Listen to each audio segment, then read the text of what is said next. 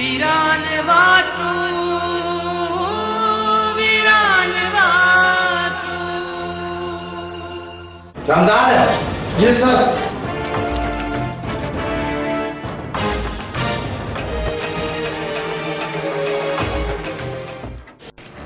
हाँ जो गाल बुधायव असां त बाबा कॾहिं इहो सोचियो बि कोन हो त को जमाल पैसनि जे करे किरी पवंदो। कमदार जमाल त बुखियो ऐं टोयो माण्हू पैसनि जे लाइ त चङा भला पिया छा छा था कनि।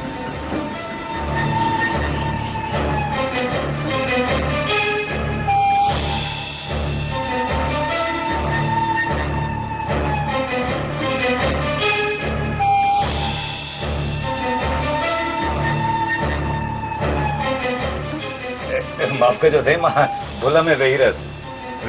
वे जमाल हाजी वे। महिरबानी रही सर। जमाल मूंखे इहो त ॿुधाए तो वारी धी कमल किथे आहे? साईं मुंहिंजी न्याणी त मामाणनि ॾे वई आहे। जमाल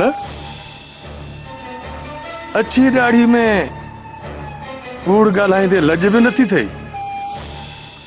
सोच सोच मता कंहिं ॿी जाइ ते हुजे। न न साईं, मां सच थो चवां।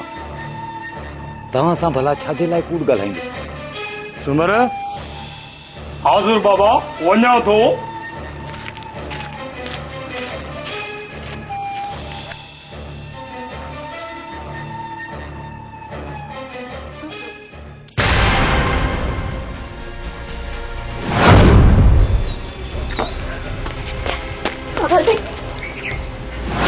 माफ़ कयो, मां तव्हांजी ॾोहारी आहियां। वो तव्हांजी अच्छी ॾाढ़ी खे बि न ॾिठो, पर हाणे मां हर सज़ा भोगण लाइ तयार आहियां। बस बंदि कर इहो पिटको।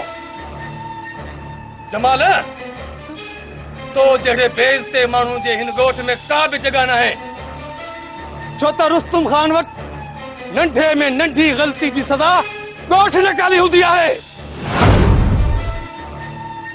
तो वारी छोरी ग़लती त छा पर वॾो ग़लतान कयो आहे। रैसा मुंहिंजो बाबा हिन ॻोठ जो मोज़िज़ ऐं इज़्ज़तदार इंसान आहे, पर मुंहिंजी नज़र में हींअर हिन ॻोठ जो बेइज़्ज़त इंसान तूं आहीं।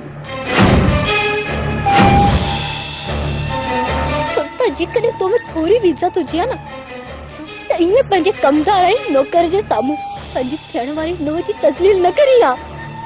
बस हिकिड़ो लफ़्ज़ बि न ॻाल्हाए जाई। कुत्ता घुराए ये कच्चो खाना छॾींदोसांइ। हा हा घुराए कुत्ता, तो जहिड़ो जट ऐं जाहिल ॿियो करे बि छा थो सघे। जमाल वठी वञ पंहिंजी छोरी खे, वठी वञसि। ॾिसूं त हिन ॻोठ में तूं रहंदे या असां रहंदासीं। हली सुभाणे सिज उभरे त मां तोखे न ॾिसां।